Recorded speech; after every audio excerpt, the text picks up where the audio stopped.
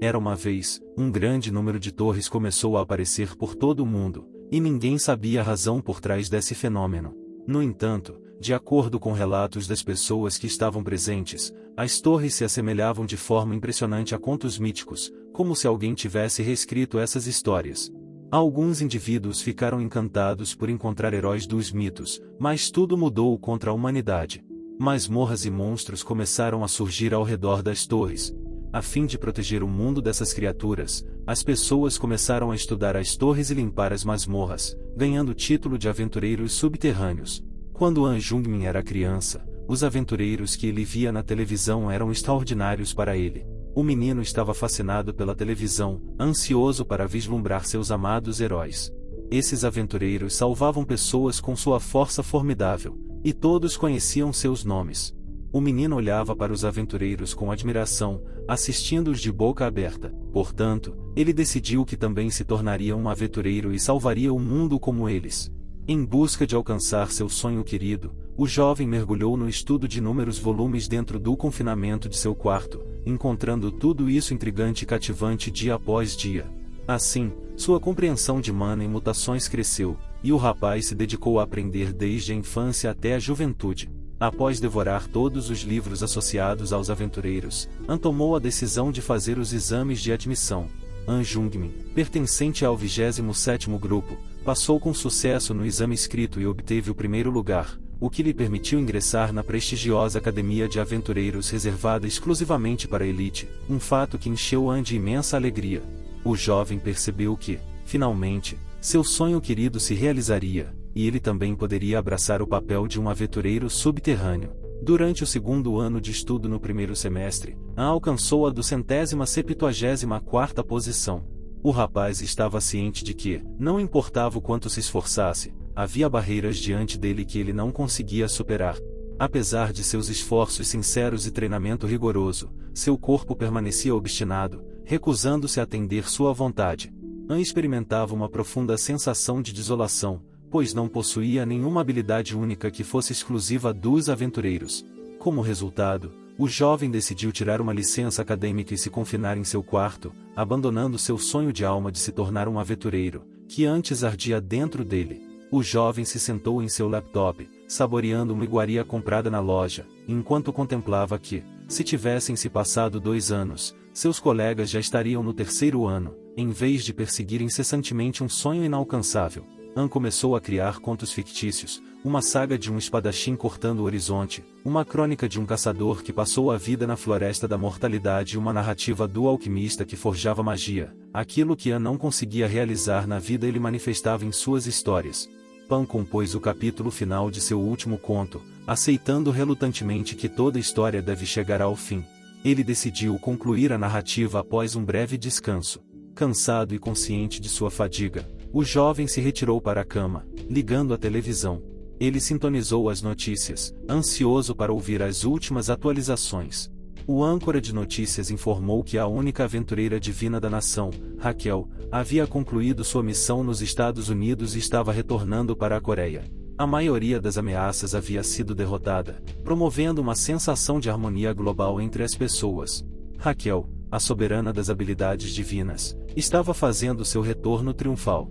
Raquel possuía uma notável juventude, cativando a admiração de An, pois ela se tornará aventureira em uma idade tão precoce. Enquanto isso, An se perguntava por que não possuía nenhuma aptidão especial. O jovem podia afirmar com confiança que havia trabalhado mais diligentemente do que qualquer outra pessoa.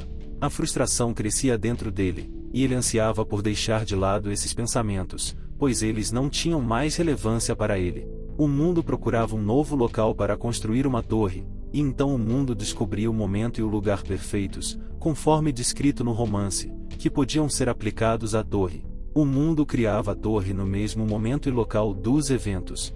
An acordou de manhã e ouviu um barulho, pois havia se esquecido de desligar a televisão.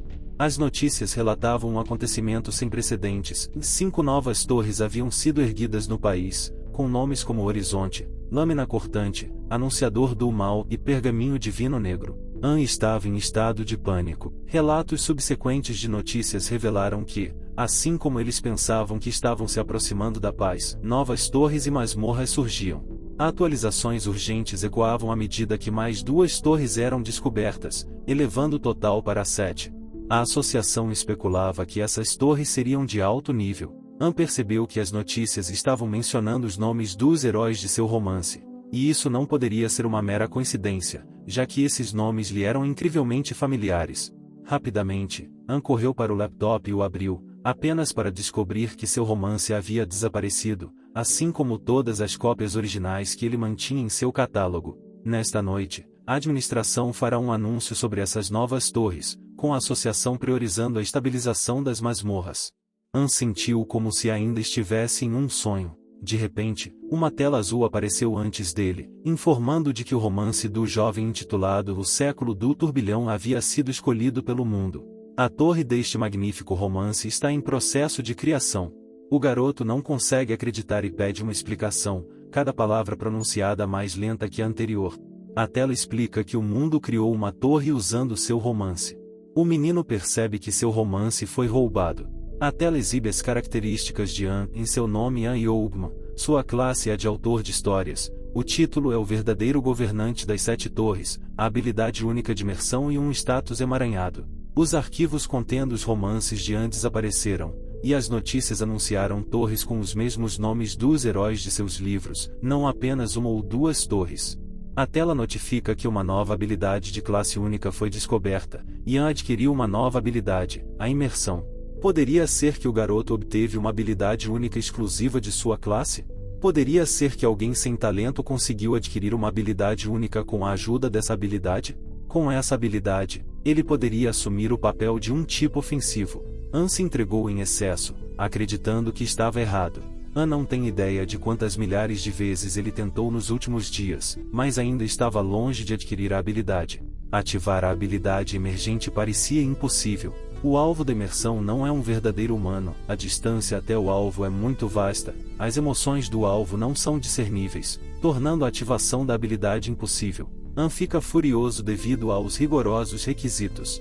Ele pensava que a habilidade única de classe seria benéfica. O jovem decide visitar a loja para comprar cerveja.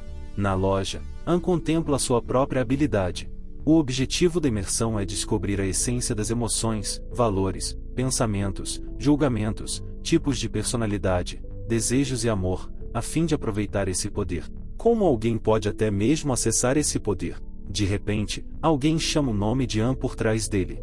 O jovem se vira e reconhece sua vizinha, Li Sarin, uma estudante com uma habilidade única conhecida como o Mundo de Gelo. Eles costumavam ser amigos quando Anne ajudou a pedido de sua mãe.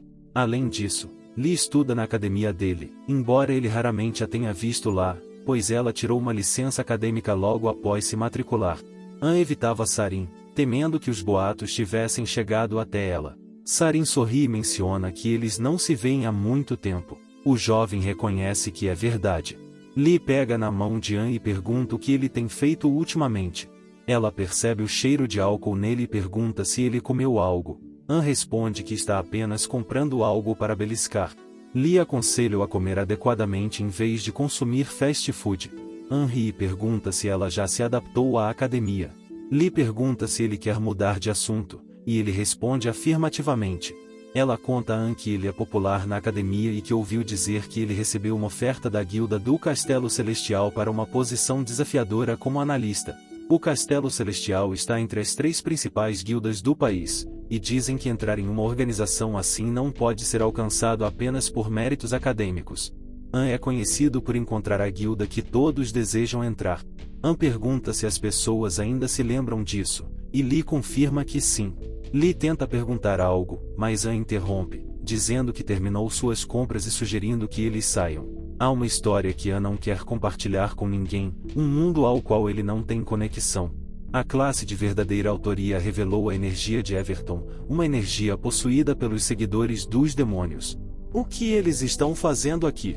Li pergunta o que aconteceu de repente, e um seguidor da energia de Everton desmaia. Li quer ajudá-lo, mas o jovem a impede. Energia escura começa a emanar do homem caído. O seguidor de Everton invocou um lobo sedento por sangue. 2 lobos demoníacos aparecem e intimidam as pessoas. De repente, um grupo de indivíduos emerge. os inimigos jurados dos 7 heróis dispostos a fazer qualquer sacrifício para alcançar seu objetivo, são os seguidores dos demônios, fanáticos do romance de Anne. Lee diz que eles precisam salvar as pessoas, mas ela percebe que o jovem pode não possuir uma habilidade única ainda. Anne declara que vai distraí-los, enquanto Lee ordena que todos evacuem. Anne percebe que a única coisa que pode fazer é escapar. De repente, um lobo se aproxima do jovem, lançando um ataque e deixando um arranhão em sua bochecha. Anne procura por algo que possa servir como arma e descobre um reforço, lutando contra os lobos demoníacos com ele. Os lobos dobram o reforço. Anne será capaz de resistir ao próximo ataque? O que ele deve fazer? Enquanto isso, Lee protege as pessoas com seu próprio poder e espera que ele possa utilizar sua imersão, pelo menos por enquanto. Ele lembra seu romance, a história que ele escreveu todos os dias nos últimos 2 anos. Aquele mundo e seus heróis, ele sabe de tudo sobre esse livro. O espadachim mais forte do romance empunha uma lâmina que corta o horizonte. Anne decide aproveitar seu poder. O jovem tenta ativar sua imersão, mas a diferença de poder é muito grande.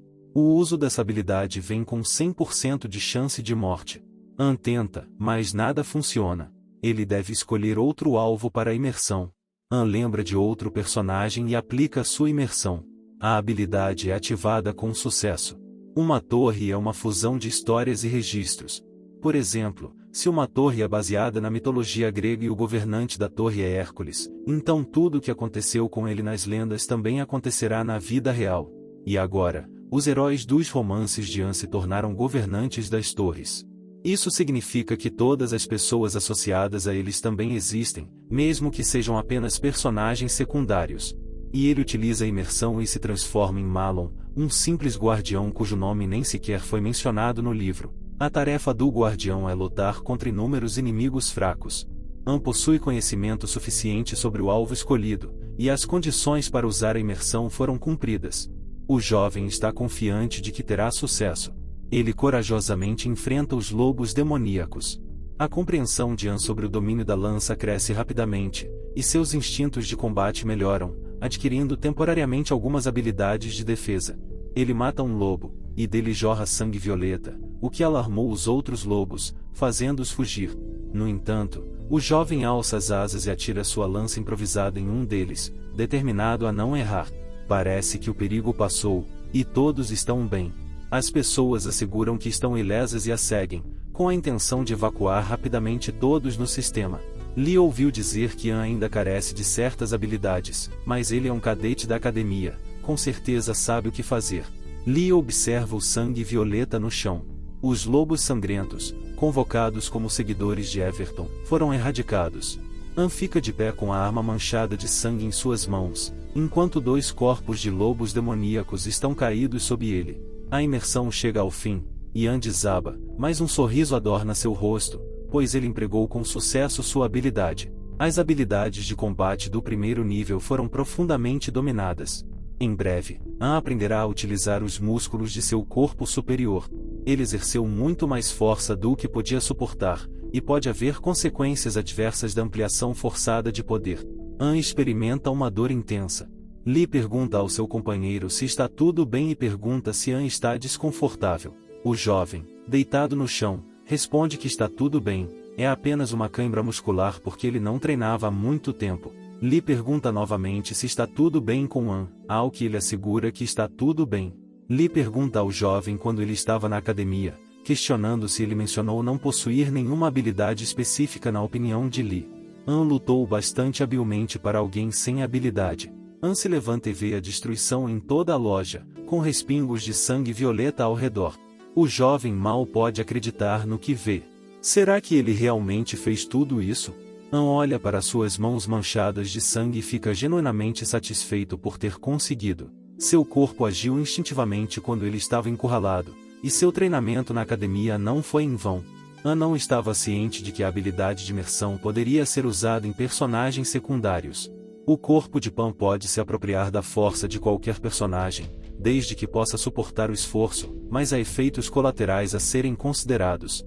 Lee está convencida de que An deveria consultar um médico, mas o jovem insiste que está tudo bem e que um pouco de treinamento resolverá tudo. Do encontro com os lobos demoníacos na loja, An fica completamente exausto e, em seu quarto, ele está quase derrotado, deitado na cama. O som de seu telefone o perturba, e ele desliga seu aparelho, insatisfeito. Sentindo-se um pouco arrependido, An pega seu telefone e descobre uma mensagem de Sarin, que se desculpa com seu amigo, se referindo a ele como nobre.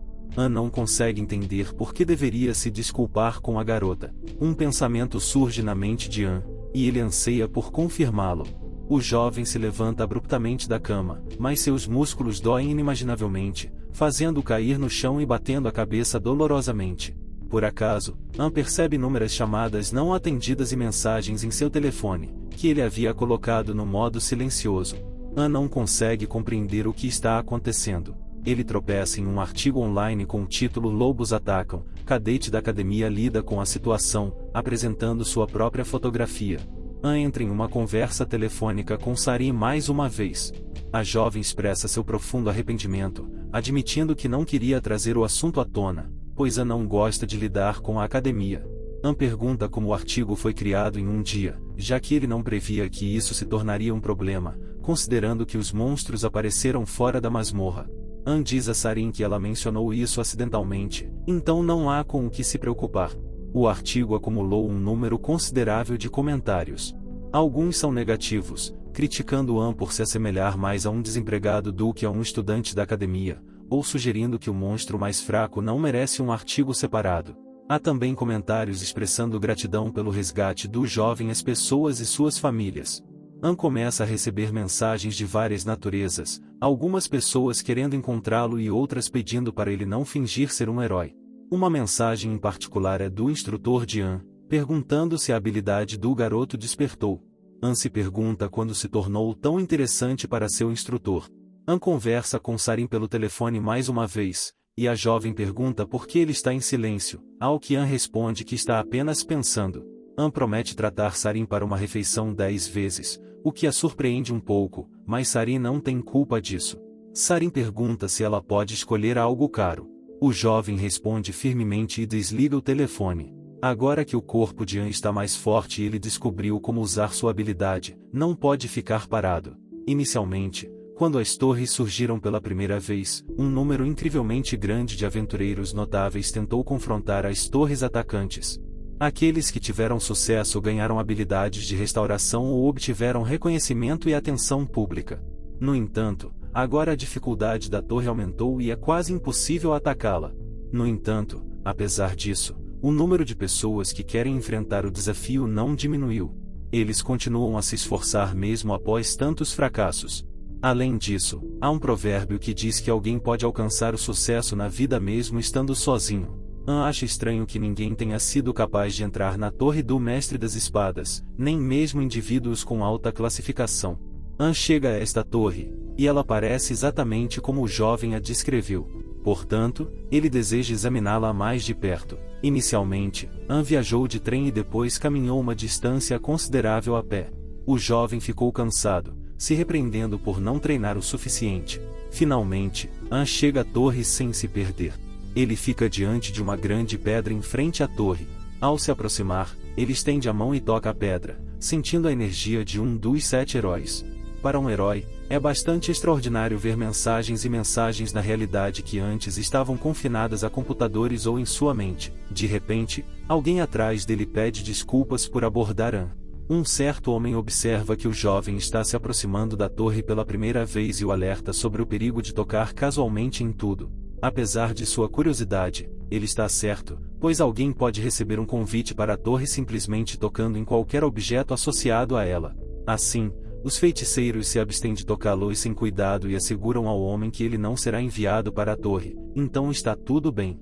Isso é inevitável porque o jovem é extremamente fraco. Podemos considerar isso uma bênção disfarçada. Mesmo que An fosse convidado para a torre, ele só seria capaz de escapar. De repente, o título de verdadeiro mestre das 7 torres ressoa com a torre e é uma resposta ao convite do mestre da torre. An se encontra abruptamente em um campo peculiar. Um mestre da torre, Eden, senta-se em sua câmara e observa An na tela. Ele o considera um mero tolo e não consegue entender por que o jovem está vagando pela torre, parece estranho para ele. Eden examina o mana de An e conclui que ele é um simples mortal, mas isso preocupa. O mestre da torre acredita que An está escondendo algo e deseja descobrir a verdade. Eden decide convidar An para a torre para uma conversa. A espada que corta o horizonte estende um convite a An, chamando-o para o primeiro andar da torre. Antes, uma nova tarefa se desdobra: e desafio da torre, dificuldade desconhecida. Monstro de catástrofe de nível irá despertar em 1 hora, e ele deve subir a partir do primeiro andar antes que eles ataquem, com uma recompensa indeterminada o aguardando. A concentração acentuada de mana estimula o sistema respiratório de An. A onda de monstros se manifestará em breve, restando menos de 1 hora. O jovem compreende que seu fim está próximo. Um indivíduo comum, sem habilidades de combate, entrou na torre, uma ocorrência sem precedentes. An se esforçou tremendamente para subir a torre, mas a conclusão é que ele é um competente atacante, um rótulo depreciativo que ele adquiriu depois de garantir a última posição no teste prático da torre. Uma tela surge, servindo como um meio de comunicação com Eden. Na tela, está escrito que An fica parado como uma estátua, com uma expressão de desespero em seu rosto. O mestre da torre reduziu o nível de dificuldade o máximo possível, estendendo um convite a An para entrar na torre, mas essa reviravolta ainda o abalou profundamente. Eden comenta que An é apenas um sortudo por ter chegado tão longe.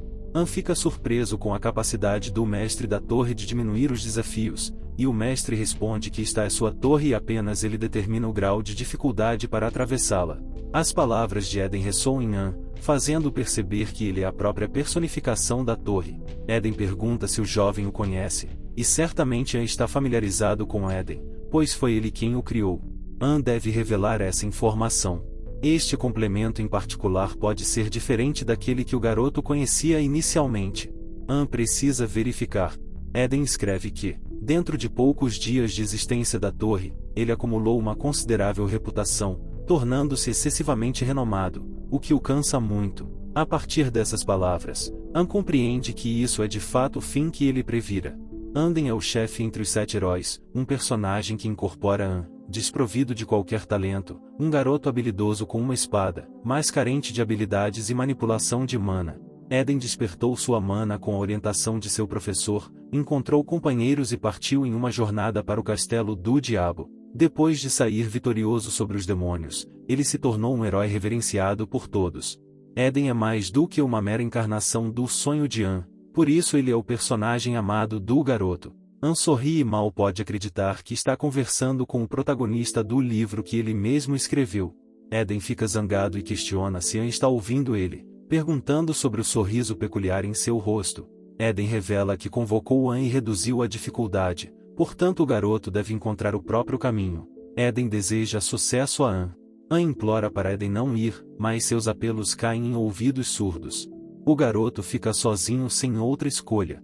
Se An não fosse capaz de lidar, a torre não o teria convocado. Faltam 50 minutos até a aparição dos monstros de categoria de catástrofe. An se encontra dentro do mundo de seu próprio livro, então deve haver um jeito. De repente, um dragão sobrevoa o garoto, e em 50 minutos todos esses monstros monstruosos lançarão um ataque simultâneo. Felizmente, o dragão não percebe o garoto, mas se An for lento, ele perecerá. An deve rapidamente discernir sua localização. Em solo úmido cercado por Vernon Meadows, através de investigações, An reúne informações sobre seu local. De repente, An pisa em algo e, ao abaixar o olhar, o jovem vê numerosas tábuas espalhadas pelo chão.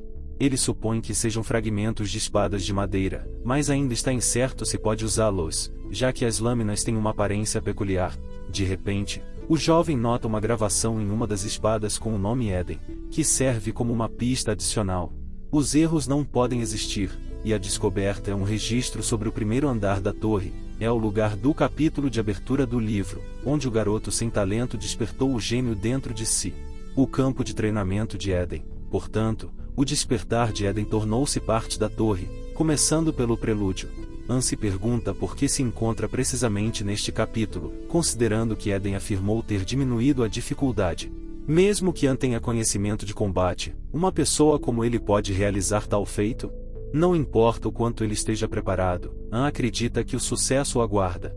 Quanto mais o garoto reflete sobre seus fracassos, mais tempo ele desperdiça em vão.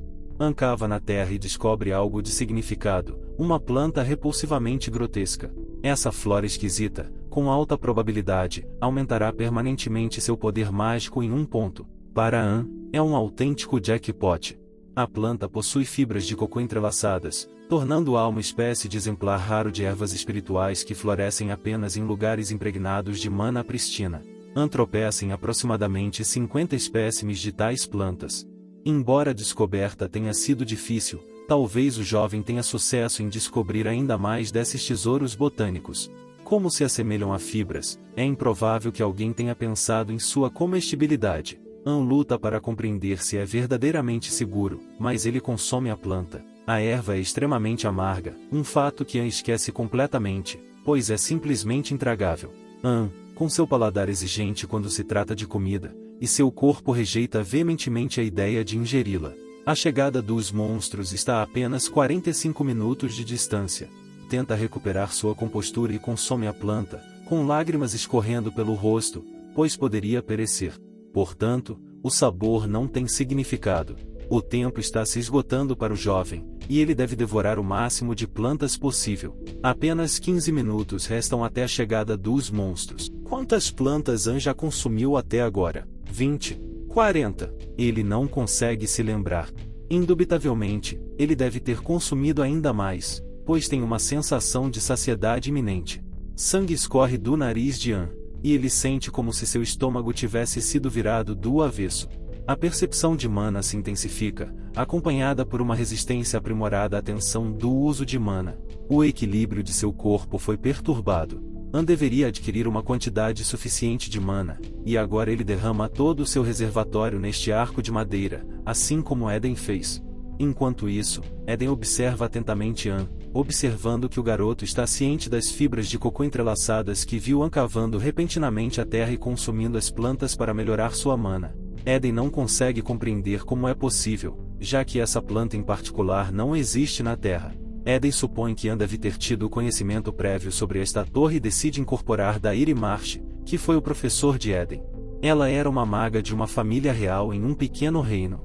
Após perder seus camaradas durante a conquista dos demônios, ela passou a viver fora da cidade, onde encontrou Eden. Naquela época, Eden frequentemente se machucava devido ao uso inexperiente de mana. Dairi sentiu pena de Eden e o ensinou a controlar a mana. Pouco depois, a mana de Eden se estabilizou e Dairi se tornou uma professora de magia naquela vila, se tornando a primeira mentora de Eden. An inicia sua imersão. O jovem atende a todos os requisitos para se imergir no mago de alto nível Dairi Marsh. An se infunde com bênçãos mágicas. Eden observa que a mana de An se assemelha à de sua professora, e ele não consegue compreender como isso é possível. A mana que emana está purificada e se acumula no coração de An, fluindo de seu coração para as pontas dos dedos. A mana está criticamente esgotada. Finalmente, toda a mana flui para a espada de madeira. Uma anomalia profunda ocorre no coração de An, à medida que a utilização excessivamente alta de mana leva a distúrbios em todo o seu corpo. Eden se pergunta sobre a identidade de An, pois ele possui a capacidade de manipular mana. Ele pensa que An não tem medo da morte, mas em vez disso escolhe perecer depois de fazer tudo o que é possível para sobreviver. Seu exponencialmente superior, a mão se sacrifica pelo bem de sua arma e encontra seu fim. Uma transmissão ao vivo está sendo conduzida perto da torre. A repórter narra que inúmeros aventureiros se reuniram aqui. Já se passaram 2 semanas desde o surgimento da torre, mas ninguém recebeu o direito de entrar. Será que eles testemunharão a chegada de um herói capaz de atacar a torre e deter a invasão dos monstros? A repórter se aproxima de um aventureiro em particular, assumindo que ele seja uma celebridade, e de fato ele é. A repórter busca entrevistar o jovem que concorda voluntariamente. Ela menciona que já se passaram 2 semanas desde a construção desta torre e pergunta ao aventureiro o que ele pensa sobre a probabilidade de alguém aparecer hoje que possa assaltá-la. O aventureiro declara que é impossível. É verdade que esta torre está ligada a uma espada, mas ninguém conseguiu desvendar seu mistério. As pessoas ao redor da torre são informadas de que o primeiro andar foi liberado. Isso pode ser possível? Claro, é apenas o primeiro andar, e mal se passaram 14 dias. Um repórter especula que aquele que liberou o andar possuía a habilidade certa ou recebeu a entrada por algum motivo. Outro repórter sugere que esta não é uma das torres iniciais, então é improvável abrigar um guerreiro notável, deixando espaço para o surgimento de um novato excepcional. De repente, a repórter se dirige à entrada para garantir a primeira entrevista, pisando acidentalmente em Anne dormindo. A moça fica maravilhada com o quão profundamente Anne dorme, mesmo depois de ter pisado nele acidentalmente. Para ela, é uma maravilha, já que momentos atrás não havia ninguém por perto. A repórter pondera se deve ou não acordar o rapaz, mas de repente seus colegas a chamam, e ela corre para se juntar a eles. Anne acorda e percebe que está deitado do lado de fora. De repente, ele começa a ouvir uma voz que pergunta se Anne finalmente acordou, embora tarde, já que todos já partiram. Anne reconhece a voz como a de Eden e pergunta como Eden pode falar de fora da torre.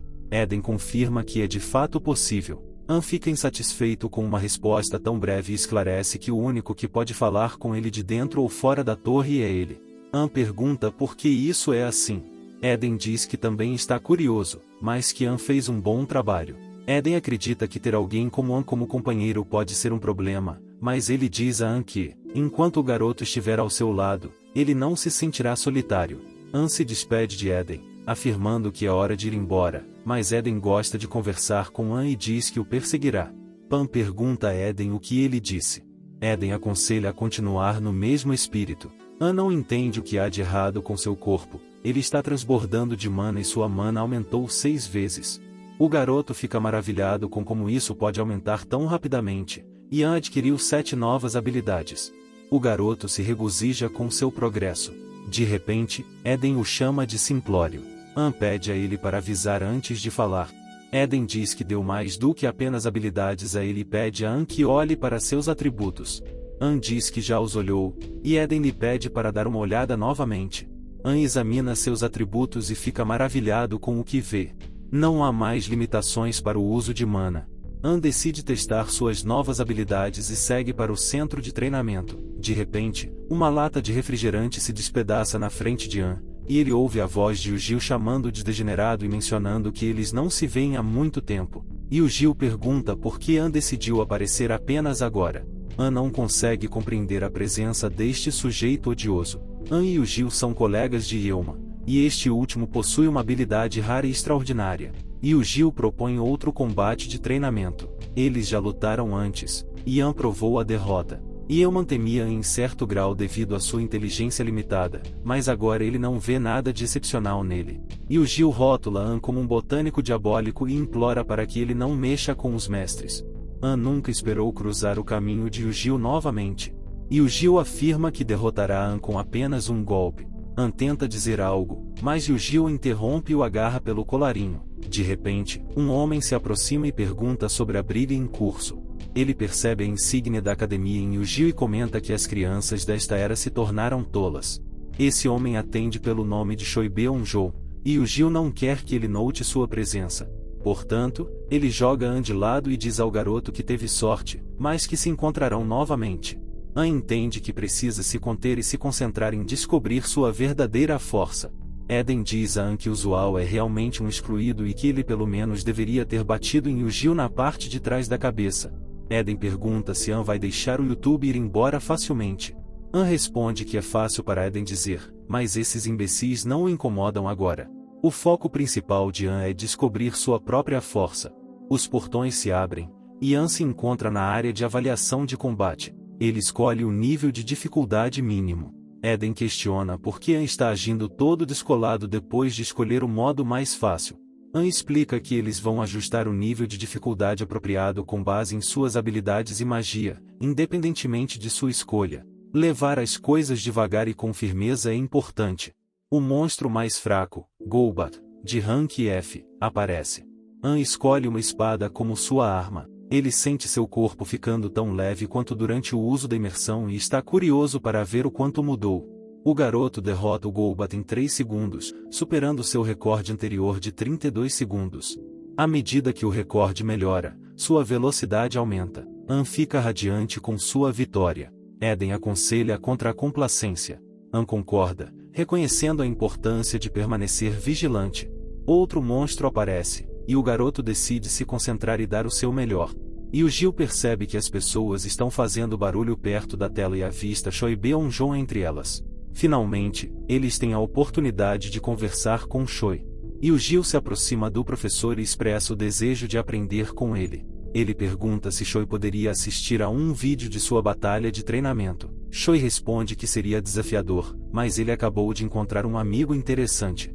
Yu Gil está curioso para saber quem chamou a atenção do professor e vê An. Choi se dirige a An pelo microfone. Usual grita para o professor que é melhor do que An. A câmara virtual na qual entrou governa todos os 5 sentidos. Às vezes, a tarefa pode ser suportar muitas horas no frio extremo, e é possível experimentar profundamente o medo da morte. Portanto, a maioria dos participantes nos testes sucumbe ao medo intenso. Eugel não consegue entender o que há de errado com An. Será que ele é completamente destemido? Os horrores não o afetam de forma alguma? Os participantes sempre tentam evitar o terror e lutar contra ele. Choi se pergunta se An é destemido ou simplesmente ignorante. Choi diz a An pelo microfone para se aproximar um pouco mais do monstro, pois assim ele poderá ver seu ponto fraco. An não consegue entender sobre o que Choi está falando. Será que ele realmente espera que An se aproxime de um monstro tão aterrorizante? An decide prosseguir e nota algo no pescoço do monstro. Ele deduz que deve ser o ponto fraco do monstro. Reunindo suas forças, ele canaliza toda a sua força no golpe e acerta o ponto vulnerável da criatura. A batalha durou 4 minutos e 50 segundos. An emerge vitorioso sobre o Lobo de Ferro. A audiência está encantada. Choi está radiante, enquanto Yu Gil está ligeiramente perplexo com o que acaba de acontecer. Yu Gil mal consegue acreditar que a pessoa diante deles era realmente An Yeogman. Choi pergunta a Yu Gil se ele conhece esse jovem. Fugil responde que o conhece em certo grau. Pan, exausto, sai da sala de treinamento. Eden pergunta se o jovem se cansou tão rapidamente. Eden chama An de fraco, mas reconhece que, para alguém fraco, ele se saiu admiravelmente. An pergunta se é um elogio ou um insulto. A verdade é que An tirou um hiato de 2 anos, e sua condição física é bastante fraca. Se ele tivesse treinado o corpo, teria sido mais fácil para ele usar a imersão. An poderia afundar Eden, mas está confiante de que certamente não se afundará em uma personalidade tão arrogante. Choi se aproxima de An e afirma que o observou antes e acredita que o jovem se saiu admiravelmente. Choi nota que o estilo de esgrima de An se parece com o de um acadêmico, então pergunta se An é um estudante. An pergunta sobre a identidade de Choi. Choi explica que é apenas um representante da academia e, de repente, Yu Gil se aproxima por trás de Choi. An menciona que costumava frequentar a academia, mas atualmente está em licença acadêmica. An expressa sua insatisfação com os métodos de ensino inadequados dos instrutores da academia. Choi pergunta se os instrutores mostram uma discriminação tão evidente para com seus alunos, mas Choi acrescenta que é afortunado e propõe que An se torne seu professor ao ouvir isso, e o Gil fica extremamente furioso. Choi propõe ensinar a não apenas esgrima, mas também combate corpo a corpo ou até mesmo técnicas de lança, e qualquer outra coisa que o jovem queira aprender. An fica chocado e supõe que Choi detém o título de mestre de tudo, mas ele descarta essa possibilidade e recusa a oferta. Choi pergunta se An não confia nele e afirma que o fará acreditar. Choi deseja estudar pessoalmente An e determinar o que melhor lhe convém. Choi se esforça para mergulhar na mente de An. Choi mergulha na mente de An, percebendo nada de extraordinário na magia do jovem. Enquanto isso, An experimenta uma dor insuportável e luta para respirar. Ele não consegue entender o que exatamente Choi está fazendo e por que está mirando nele especificamente. Essa situação enfurece An. Ele percebe que precisa fazer Choi sair de seu corpo o mais rápido possível. A magia do herói defende An, lançando um contra-ataque contra seu adversário. Choi observa que este jovem é altamente intrigante. An descobre que a pessoa que penetrou em sua mente é ninguém menos que o pai aventureiro de Choi Beon-jong, que escolheu a magia, que se prova muito mais potente do que An havia imaginado. An considera Choi como mero em comparação consigo mesmo. Choi conclui sua investigação do jovem e sugere que ele deveria se tornar seu discípulo. E o Gil observa os eventos se desenrolando, como sempre faz. Na opinião de Gil, ele acredita que trabalha mais e possui mais talento, mas toda a atenção é direcionada a An. Choi comenta que An teve sorte. No dia seguinte, An simplesmente descansa perto do computador. Choi havia dito a ele que precisava preparar algo, então An deveria fazer uma pequena pausa, pois, quando as sessões de treinamento começarem, An estará implorando por misericórdia. No entanto, de acordo com a crença de Choi, o treinamento nem sequer terminará se o jovem morrer. An decide reunir forças e obter informações por enquanto. De repente, ele se depara com notícias de que todos os instrutores da academia foram demitidos e suspeita que Choi esteja por trás disso. Além disso, o jovem vê o prêmio preparado para o vencedor da competição de fabricação de poções, que não passa de uma pedra. Eden afirma que não é uma pedra comum, é Bastion, um minério raro encontrado na Arca da Ruína. Bastion é um fragmento antigo, evidência da existência de Deus. Apesar de a família real valorizá-lo muito e comprá-lo todos os anos, eles conseguiram reunir apenas 30 kg desse mineral. É assim de precioso. No romance de An, apesar de na realidade parecer uma pedra comum, Eden fica irritado que An se refira a Bastion como uma pedra comum. E quem na Terra teve a ideia de torná-lo um prêmio na competição? Eden pergunta a An se ele possui a habilidade de criar poções. An confessa que a relação deles não tem sido amigável desde o início. Eden declara que, a partir deste dia, começará uma preparação infernal, pois deseja que An obtenha Bastion a qualquer custo. An fica em estado de choque, pois a competição está a apenas uma semana de distância. Os remédios, também conhecidos como poções, são objetos usados para curar os feridos. Eles são benéficos e convenientemente portáteis. No entanto, conseguir ingresso na academia de fabricação de poções é uma tarefa formidável. Se alguém conseguir criar mesmo poções de baixo nível, será procurado por várias guildas. An com sucesso cria poções em sua primeira tentativa e fica maravilhado com sua conquista. O jovem alcança o primeiro nível de maestria e alquimia imperial. An prepara uma poção de restauração, uma bastante comum que alivia a fadiga, acelera a regeneração e cura rapidamente ferimentos leves. Após esse dia, An se imerge na companhia de um alquimista de baixo escalão por 2 horas. Se havia uma coisa que ele não considerou, era o fato de que Eden é um trabalhador extremamente diligente e sempre instiga An a trabalhar incansavelmente até seu último suspiro. An sente que sua mente explodirá com o peso dessas ideias profundas. Indivíduos distintos, incluindo o filho do mestre Reinaldo, Grace, competem. Dizia-se que os mestres da temporada não eram elegíveis para participar, mas todos se reuniram aqui. An acreditava que o mineral enigmático não os cativaria, enquanto os aventureiros trariam vários materiais das torres e masmorras, e os artesãos os moldariam em artefatos maravilhosos. A associação concedeu o título de mestre artesão a apenas 38 indivíduos, entre os quais escolheram os 8 melhores e lhes concederam o prestigioso título de mestre artesão. An relutantemente retorna para casa de mãos vazias. Eden sugere que, se An tem tempo para pensar nos outros participantes, seria melhor ler um livro, já que o objetivo deles é Bastion. An fica cansado de Eden e decide consumir outra poção.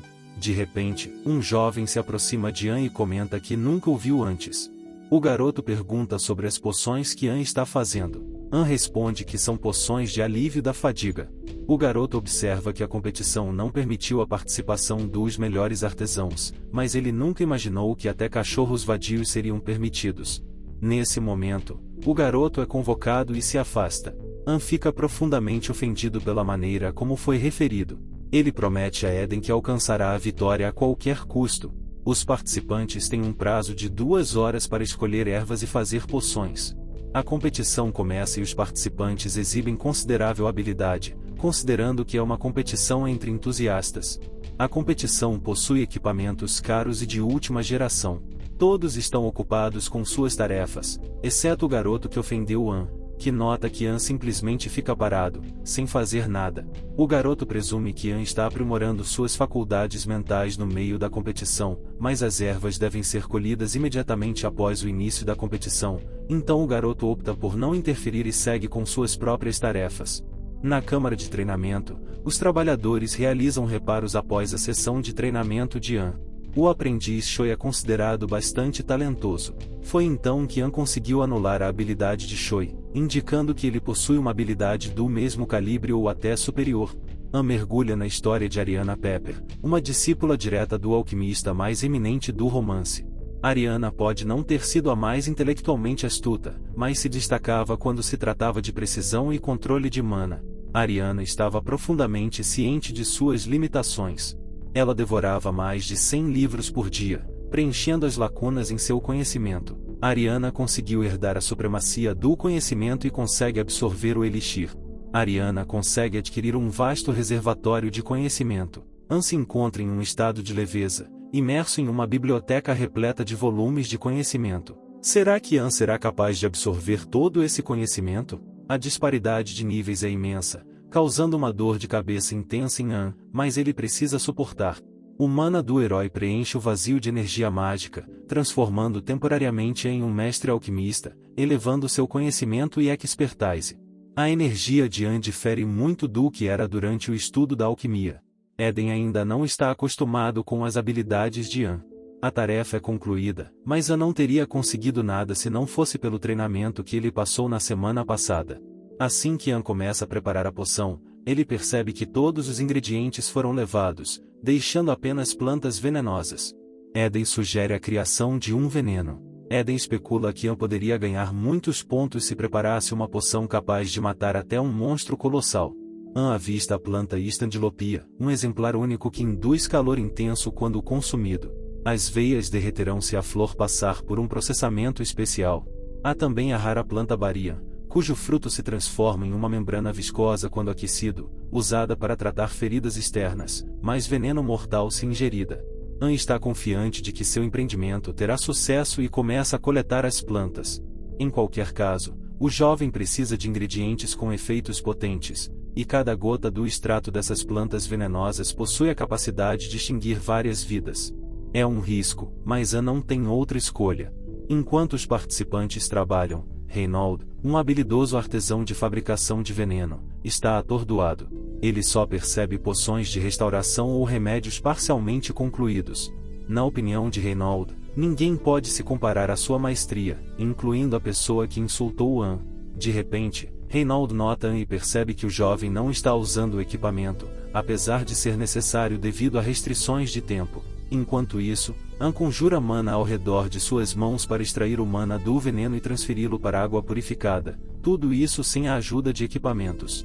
An até neutraliza o veneno e melhora suas propriedades benéficas. Em teoria, tal feito é possível, mas na prática ninguém conseguiu. Reynold fica intrigado sobre de quem An aprendeu isso. Se An falhar, a potência do veneno será enormemente aumentada, causando a explosão não apenas deste edifício, mas de tudo dentro de um raio de vários quilômetros. Reynold convoca o supervisor e exige uma interrupção imediata na competição. O quadro de exibição revela a criação de uma poção de calibre único fabricada por An Yeoman. Reynold Jr. está espantado com a forma como An conseguiu criar um elixir tão potente. An emerge vitorioso na competição. Ele criou uma poção de fogo supremo, aumentando o mana em 1000 e intensificando as chamas em 80%. Essa poção foi preparada pelo jovem usando um método de outro reino. Devido aos ingredientes utilizados, ela poderia ter sido um veneno letal, mas através de um processamento habilidoso, a qualidade do veneno foi alterada. Usando este elixir, a resistência ao fogo de alguém é permanentemente aprimorada, e seu mana é aumentado através da concentração. A habilidade única de An aumentou seu nível, reduzindo as limitações em usar seus poderes. A preparação do elixir levou menos tempo do que An havia antecipado, e o mana de An havia aumentado. Reynold Jr. se aproxima de An e o agarra pelo colarinho. Reynold Jr. diz que não é possível para um novato como An criar uma poção de tão alto calibre. O jovem pergunta a An se ele está escondendo algo. Reynold Jr. continua interrogando An. De repente, Reynold Sr. aparece e pergunta ao filho o que ele está fazendo. O pai diz ao filho que ele está envergonhando, e pergunta se ele não sente vergonha. Reynold Jr. alega que An é um fraudador. Reynold Sr. pede ao filho que peça desculpas ao jovem que ele ofendeu. Reynold Jr. se desculpa antecipadamente, pede perdão e tranquiliza o jovem de que está tudo bem. Reynold Sr., o mais velho, também inclina a cabeça diante do jovem, que mais uma vez afirma que está tudo bem. O mestre Reynold diz a An que o observou desde o início e acredita que An criou uma poção extraordinária. Reynold quer saber quem é o professor de An. An responde que aprendeu sozinho, o que surpreende tanto o pai quanto o filho. De repente, um homem de terno se aproxima com um microfone e diz a An que é hora de ele subir ao pódio. An avança, enquanto o mestre Reinald mal pode acreditar que existe um talento tão grande em um país tão pequeno. Reinald considera um jovem promissor e elogia seu filho, que promete trabalhar ainda mais. Após retornar à sua terra natal, a cerimônia de premiação começa, onde o vencedor é apresentado com um troféu e elogios. O prêmio é concedido por Choi Beon-jong, o pai dos aventureiros, o que o surpreende e mostra sua presença. Pan pergunta por que seu professor está presente. Choi compreende que An participou da competição através da pedra e também possui habilidades de fabricação de poções. Choi pergunta a An onde ele estudou alquimia. O jovem responde que aprendeu por conta própria e que esta pedra é de grande importância para ele. Choi não estava ciente das habilidades de An na fabricação de poções e An continua a surpreender seu professor. Choi pergunta se ele se juntou à guilda antes de se tornar seu aprendiz. An responde que não o fez. Choi aponta para a pedra que An ganhou e pergunta se o garoto participou da competição por causa deste objeto. An declara que é um minério valioso, apesar de sua aparência simples. An então pergunta ao seu professor se ele conhece alguém com um ranking mais alto do que um mestre artesão. Choi afirma que nenhum deles se preocupará com uma pedra aleatória. O jovem esclarece que não é apenas uma pedra, mas um minério, e Choi pode compreender isso se examiná-lo com o olhar de um aventureiro. Para Choi, essa pequena gema é apenas um trinket Badulak, e ele não está inclinado a usar sua habilidade única apenas por causa dela. No entanto, An o implora para dar uma olhada pelo menos uma vez. Relutantemente, Choi usa sua expertise para reunir informações sobre a pedra. Esta é uma pedra de uma classe singular, amplificando e preservando o mana enquanto transforma. Este mineral esconde seu verdadeiro dono, pois só pode ser possuído por aqueles dignos. Choi compreende que até os organizadores da competição não estavam certos sobre a natureza exata deste mineral, mas An participou dos concursos. Mas como ele adivinhou? Se fosse uma questão pessoal de Choi, ele teria investigado o garoto. An não entende por que seu professor permanece em silêncio. Choi decide manter um olho em An por enquanto e acredita que seu aluno se tornará incrivelmente forte. Choi afirma que vai informar ao mestre que An precisa de ajuda, mas eles devem esperar um mês. O jovem expressa sua gratidão. Choi aconselha seu discípulo a fazer uma pausa, mas este decide se envolver.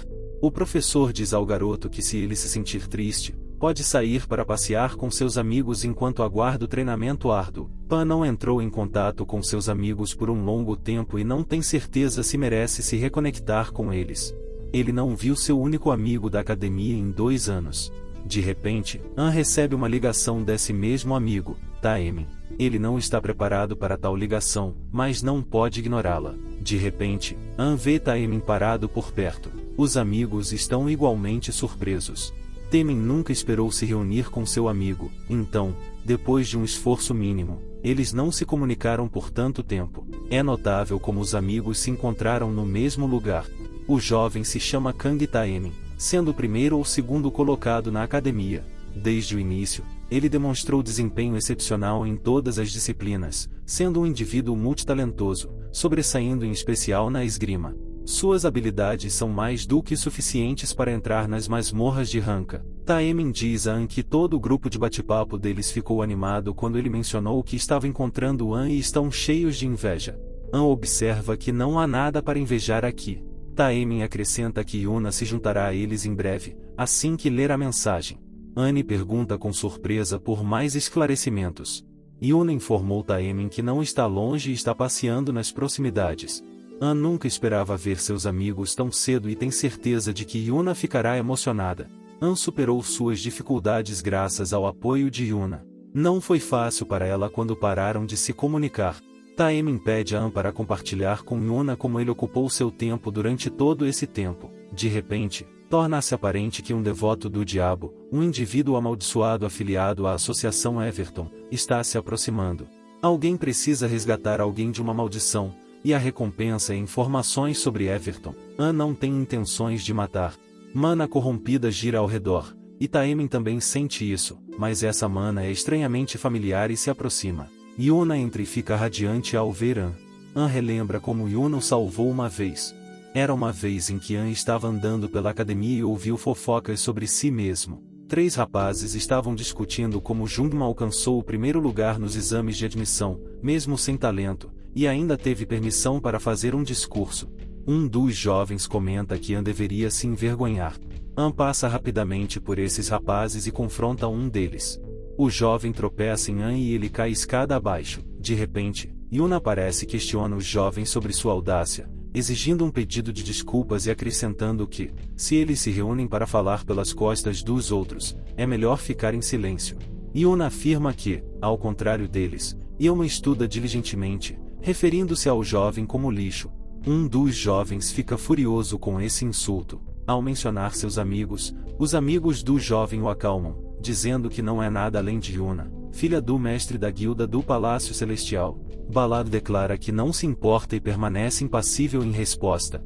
Yuna levanta o dedo médio. Em seguida, pergunta a An se ele está bem e se já almoçou. Yuna e Timon fizeram uma aposta, e agora Taemin deve a Yuna um tratamento. Então, Yuna sugere pedir a Taemin para comprar algo para eles durante aqueles tempos desafiadores na academia. Yuna tornou-se a companheira mais próxima de An após sua admissão. Kang, Taemin e Yuna eram conhecidos em muitos departamentos da academia, mas ainda assim, visavam An como primeiro e segundo colocados no exame prático, associando-o a um fracasso. Confrontos físicos dentro da sala de aula eram proibidos, mas eles recorriam a exames regulares e batalhas de treinamento para desencorajar os outros de incomodar An. Portanto, ele estava grato pelo apoio deles e lamentava suas ações. Yuna pergunta sobre a situação com os garotos. Taemin menciona que Unifel parece doente, pois ela não estava assim da última vez. Yuna tranquiliza seu amigo, afirmando que tudo está bem, e o médico confirma que ela está com boa saúde. An pergunta a Yuna se algo aconteceu com ela recentemente e se ela esteve em algum lugar. Yuna narra que a academia estava se preparando para uma expedição ao calabouço, e ela fez uma exploração preliminar. O objetivo deles era apenas entrar no calabouço, então os professores os acompanharam. Foi quando Yuna notou que o calabouço parecia comum, apesar de ter surgido recentemente. De repente, ela viu algo parecido com sangue em uma pedra e estendeu a mão para tocar, mas foi repelida. Ela pensou que poderia ser uma armadilha ou ilusão. An diz à garota que sua mana está muito enredada para perceber isso como uma simples ilusão. Yuna pergunta por que ele fala coisas tão terríveis, pois está realmente bem. An diz a Yuna que Taemin está certo, e eles não podem deixar isso assim. An quer examinar Yuna, mas ela diz que passou muito tempo desde o último encontro deles e pede desculpas pela inconveniência. An a tranquiliza, dizendo que está tudo bem, e pede a ela que fique quietinha por um momento. An libera sua mana, e seus amigos testemunham suas propriedades de cura. A organização Everton é um grupo que adora demônios e é capaz de lançar maldições, aproveitando o poder dos demônios. A mana dos fãs se transforma em energia divina. An não tem escolha a não ser resistir usando seu poder divino. Felizmente, a maldição se mostra pouco potente. An afirma que começará o processo de cura e estende as mãos em direção a Yuna. O rapaz pede à garota que espere um pouco. A energia que estava oprimindo Yuna desaparece. Surpresos, seus amigos perguntam como An conseguiu isso. An pede a eles para falarem um de cada vez. An expressa a Yuna que recebeu ajuda dela todos os dias, então pede desculpas por cometer um erro tão trivial. Taemin pergunta se foi um poder de cura agora. Yuna diz que ouviu rumores, mas não tinha certeza de que esse poder existia. An responde que esse poder é sempre diferente, e ele não sabe seu nome específico. Taemin abraça An como se os ombros do rapaz fossem quebrar. Taemin diz que, independentemente do que seja, a verdade é que seu amigo despertou, e ele estava esperando por esse momento há muito tempo. Taemin parabeniza An. Yuna está comovida e expressa que sempre acreditou que An seria capaz de realizá-lo. A garota menciona que provavelmente precisa do autógrafo de An e procura um pedaço de papel. Taemin pergunta a An se ele planeja fazer uma festa após a formatura e comenta o quanto An cresceu. Taemin pergunta quando An pretende voltar para a academia. An revela que deseja sair da academia porque está treinando com um professor e precisa se concentrar na prática. Os amigos surpresos perguntam quem é o professor de An. An diz que pode divulgar essa informação mais tarde, embora acredite que nunca será capaz de contar a seus amigos que seu professor é Choi. An pede desculpas a Taemin e Yuna por não manter contato e expressa que eles são seus amigos mais preciosos. Yuna o tranquiliza dizendo que não há com que se preocupar, e ela está apenas feliz que An esteja bem. Taemin menciona que eles não se encontram há muito tempo e, a partir de agora, pede a An que sempre ligue por qualquer motivo. An assegura a eles que realmente ligará e está muito animado para encontrar seus amigos, expressando sua profunda gratidão por eles. An, exausto, desmaia em casa com um grande urso de pelúcia que ganhou em uma máquina de fliperama com seus amigos. Há muito tempo que An não se divertia de maneira tão descontraída. Pela ação de quebrar a maldição da Everton, An recebe uma recompensa e informações sobre a Everton. O jovem aprende que a Everton está planejando uma nova expedição no subsolo da academia. Faltam 15 dias para a expedição, o que significa que Yuna e Taemin podem estar em perigo. O jovem decide que precisa ligar para os professores, mas é impedido pela possibilidade de que os seguidores da Everton descubram e alterem suas táticas. Ele tenta se acalmar, resolvendo que primeiro precisa detê-los, pois a Everton é uma organização que ele mesmo criou. O jovem considera necessário se envolver nesse assunto, independentemente de quaisquer obstáculos, pois não deseja que as pessoas, especialmente Yuna e Taemin, sofram por sua causa. An acredita que não pode mais depender de sua ajuda e deseja derrotar a Everton em 15 dias. Quando An entra na sala de treinamento, não consegue conter sua empolgação. O jovem considera essa sala superior à da academia. Com um pingente feito de bastião, Choi sugere começar o treinamento e aconselha An a aquecer seu corpo. An entra na sala, onde as portas se trancam atrás dele. O professor decidiu tornar o ambiente sujo. Choi ponderou por muito tempo porque precisava instruir An e concluiu que seu aluno provavelmente havia dominado toda a teoria da academia. Ele acreditava que o jovem precisava de experiência prática, por isso contaminou a sala com mana venenosa. Dentro de An, a mana se tornou extraordinariamente sensível, e uma energia pegajosa tentava envolvê-lo, causando dor e colapso, fazendo-o perder o controle de seu corpo. Choi menciona que, mesmo que fosse uma realidade virtual, seria difícil suportar. Choi insistiu que An precisava primeiro se aclimatar à contaminação antes de se aventurar no subsolo. Choi implorou para que An revelasse o que estava escondendo. An lutava para respirar, mas precisava se recompor. Ele começou a perceber que sua respiração estava se estabilizando um pouco. O jovem se estabiliza mais rapidamente do que seu professor havia antecipado, mas mesmo assim, é apenas o começo. O subsolo é um ecossistema distinto do mundo real e exerce grande atração sobre os monstros. Se alguém morre no subsolo, seus restos mortais deixam apenas aparições e a energia dessas aparições contamina o subsolo. Essas profundezas poluídas podem até ser fatais para uma pessoa. Choi diz a An que ele não terá tempo para esconder sua habilidade única e nunca antes havia encontrado contaminação desse tipo. Essa complexidade não é algo que An possa suportar apenas com perseverança. A mana de An protege seus órgãos vitais da energia contaminada. O jovem alcança lentamente seu limite. An passa uma quantidade significativa de tempo na sala envenenada sem utilizar suas habilidades. Choi está ansioso para que An use seu poder, mas o rapaz não tem pressa em fazê-lo. An afirma que o professor deveria tê-lo informado desde o início que ele poderia usar suas habilidades. Choi não gosta de como An brinca com isso e observa que o subsolo não é motivo de riso. Enquanto isso, Eden observa An e acredita que ele está lidando bem com as coisas, mas Eden pensa que, se submeterem o rapaz a testes, ele não durará um minuto. Eden sugere que a mana do herói, estando em um nível diferente, é uma energia altamente purificada possuída apenas por 7 heróis, e An utiliza essa mana. Choi acredita que o rapaz finalmente está usando sua habilidade única. An pode resolver o problema da poluição por meio da purificação e utiliza o poder de um sacerdote. A energia divina rapidamente cura o corpo de An. Choi especula que é um poder que tira a força dos espíritos, e nesse caso, An perderá a consciência. An informa ao professor que está pronto. Choi está surpreso por o rapaz ainda não ter perdido a consciência e começa a considerar que An tem uma habilidade diferente do que ele inicialmente pensava. An já está na sala de treinamento há 3 horas e 28 minutos. Choi se refere ao rapaz não como um humano, mas como um monstro. An considera isso um elogio, mas Choi afirma que não é um elogio, mas uma expressão de admiração. O professor instrui o aluno a parar de fingir ter dificuldades e a se levantar. An comenta que realmente está tendo tempos difíceis. De repente, Choi entra na sala de treinamento e anuncia que o treinamento de esgrima começará agora. O rapaz pergunta se o treinamento começará exatamente naquele momento, e as palavras do professor o surpreendem. Choi diz que hoje ele terminará seu trabalho um pouco mais tarde. An fica no banheiro admirando seus músculos que cresceram significativamente após o treinamento intenso. Além disso, ele conseguiu adquirir informações sobre a visita planejada da academia ao calabouço, que ele pretende explorar. A excursão está agendada para acontecer em uma semana. Felizmente, este calabouço específico é de dificuldade muito baixa. Os alunos terão até pessoal para protegê-los, e os professores os acompanharão também. An se pergunta se eles estão indo tão longe por causa da Everton. An se preparou muito para o confronto com Everton, graças ao treinamento com seu professor. Não só a força física de An melhorou, mas também a velocidade de processamento de sua mana. Agora An pode tentar um mergulho de nível moderado.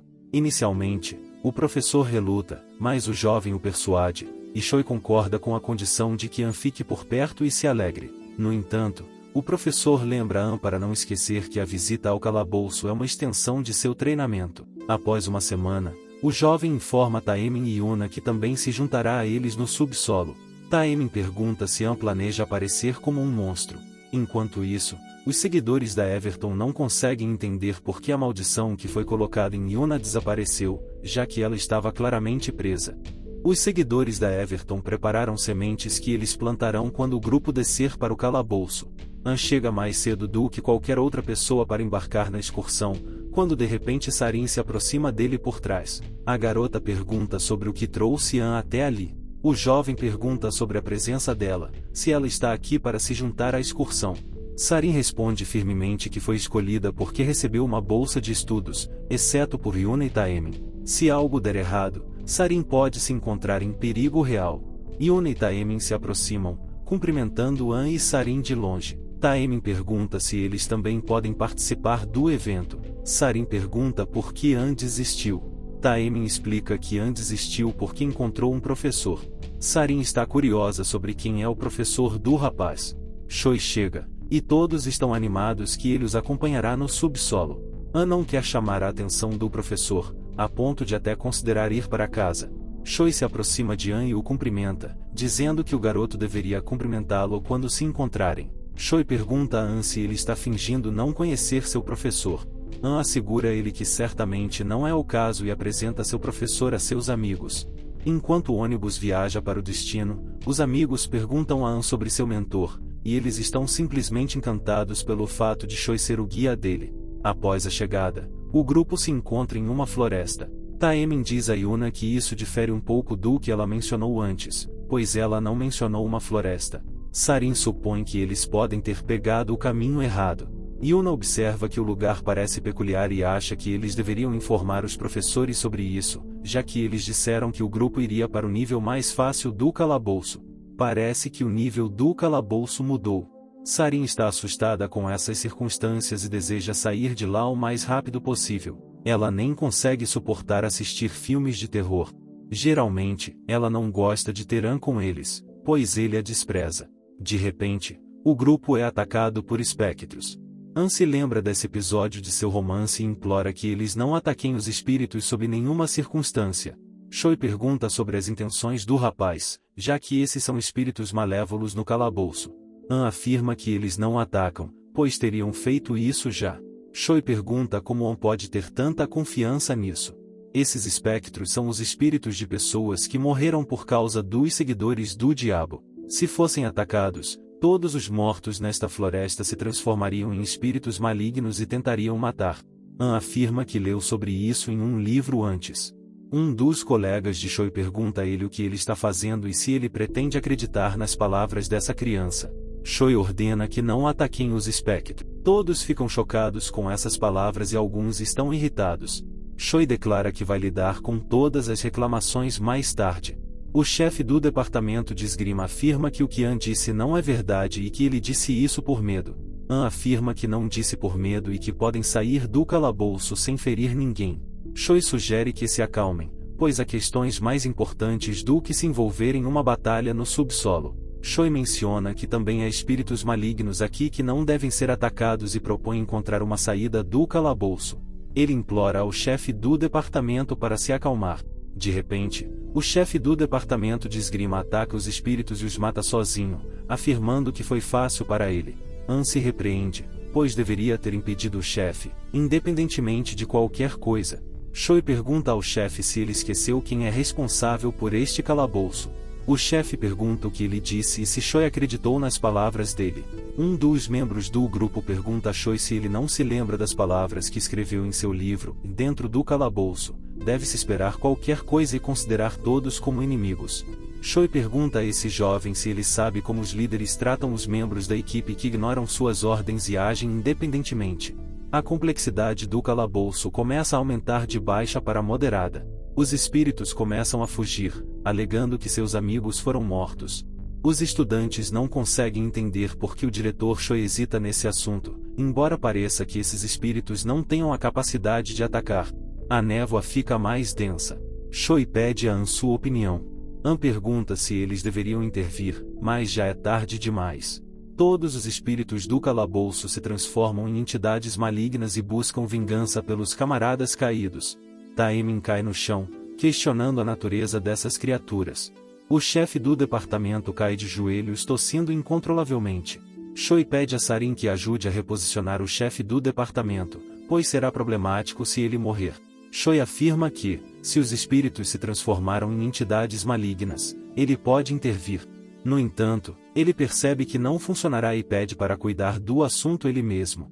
Nervosamente, Choi pergunta a An se ele planeja não fazer nada enquanto os espíritos atacam seu povo.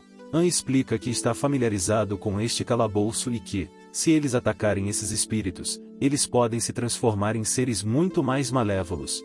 An deseja proteger seus amigos com sua própria força, já que só sabia confiar em si mesmo. Ele implora a Choi para confiar nele, pois ele pode salvar seus amigos. Choi concorda. Choi entrega a An um anel, afirmando que ele intervirá se o jovem falhar.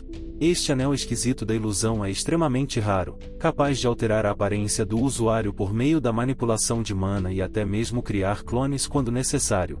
Choi reconhece a força de An, mas enfatiza a necessidade de ele fingir fraqueza e desempenhar um papel. An declara sua disposição de assumir a tarefa, reconhecendo o risco significativo envolvido, uma vez que os espíritos se transformaram em entidades malignas.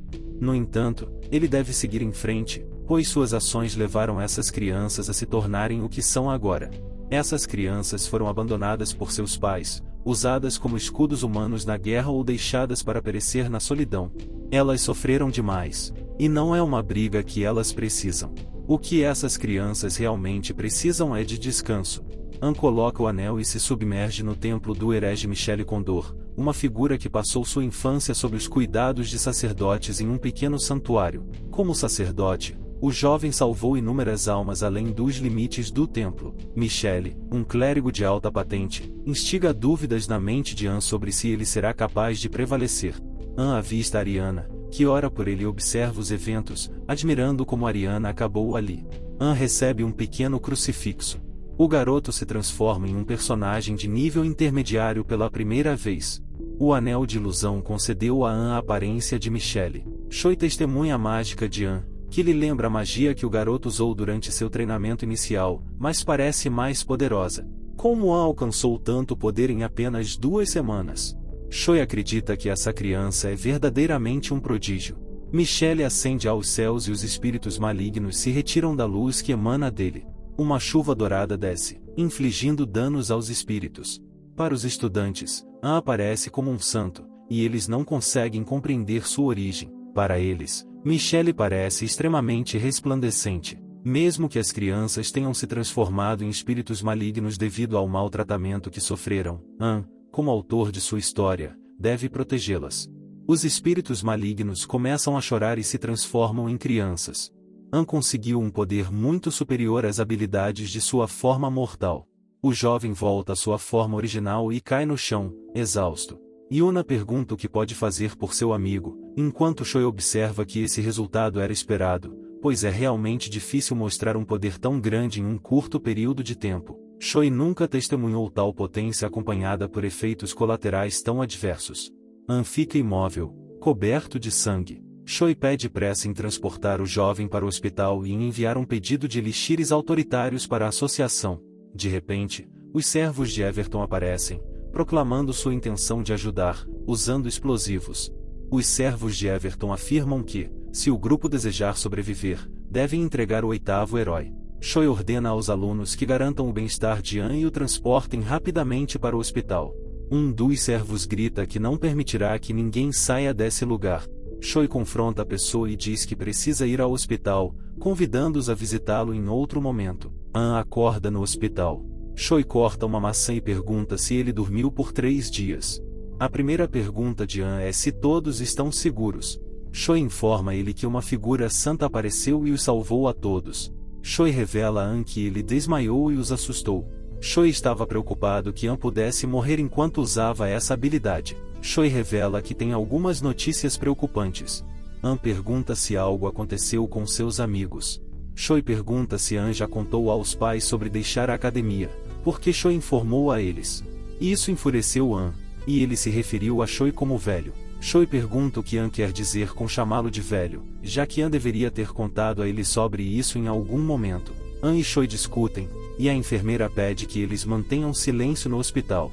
An decide visitar seus pais, a quem ele não vê desde que tirou um ano sabático acadêmico há quase 2 anos. Os pais de An até penduraram um pôster na vila quando ele ingressou na academia. O que aconteceu, aconteceu. An pensa que deveria curvar a cabeça e pedir perdão. An desfruta da comida preparada por sua mãe, seu prato favorito. Sua mãe sugere que talvez ele não tenha comido o suficiente e oferece sobremesa. O jovem diz que vai vomitar se comer mais. Seu pai afirma com firmeza que seu filho não apenas tirou um ano sabático acadêmico, mas também deixou a academia, apesar do tremendo esforço que o jovem fez para ser admitido lá. O pai acrescenta que o subterrâneo é perigoso e deixar a academia foi uma ideia equivocada. A mãe pergunta a An sobre a possibilidade de encontrar uma carreira adequada e segura, já que ela ouviu que uma instalação subterrânea apareceu perto de sua casa 2 meses atrás, e ela está genuinamente assustada. O pai afirma que a vida fora de casa é perigosa e ordena que seu filho fique em casa. An relembra que foi há precisamente 2 meses que seu romance foi plagiado sem permissão, e é assim que os esforços da parte desse homem venceram.